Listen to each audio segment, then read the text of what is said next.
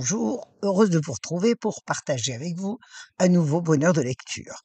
Aujourd'hui, c'est un livre de Victoria Mass que je vous présente. Victoria Mass que nous avons déjà rencontré sur notre chaîne puisqu'elle est l'auteure du Bal des Folles qui a été plébiscité et qui a eu le prix Renaudot des lycéens. Et ce nouveau livre, paru en avril 25 chez Albin Michel, L'orpheline du Temple, est tout à fait de la même veine. Le cadre de ce roman historique est la prison du Temple au moment de la Terreur. Les enfants capés y sont enfermés après que leurs parents aient été exécutés. Marie-Thérèse a 19 ans et son histoire nous est contée par Joseph Herbelin, un jeune révolutionnaire affecté à la surveillance de la prisonnière dans la sinistre prison.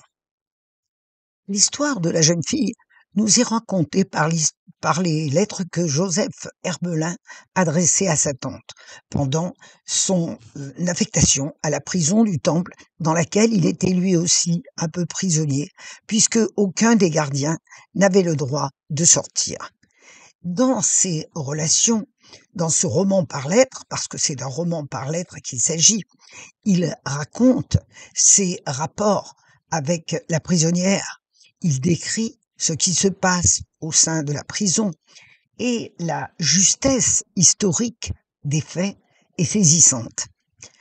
L'avantage du roman par lettres, c'est que nous sommes dans la tête de Joseph Herbelin et nous sommes à même de nous rendre compte des outrances, des cruautés qui vont amener ce jeune homme de 19 ans à prendre du recul par rapport à sa fièvre révolutionnaire.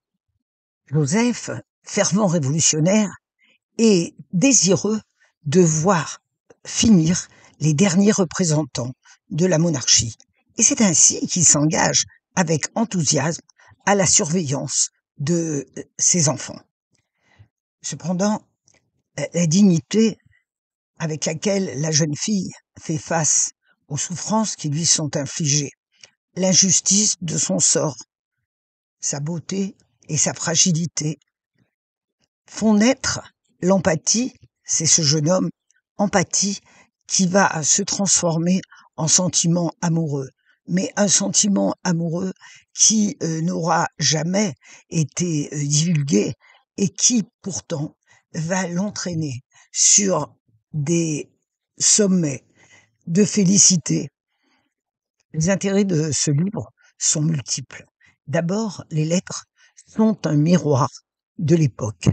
Elles retracent les dilemmes moraux que peuvent connaître ceux qui sont confrontés à une révolution. La langue sobre, élégante du livre contribue à refléter le siècle dans lequel l'histoire se passe. Un livre à mettre entre toutes les mains.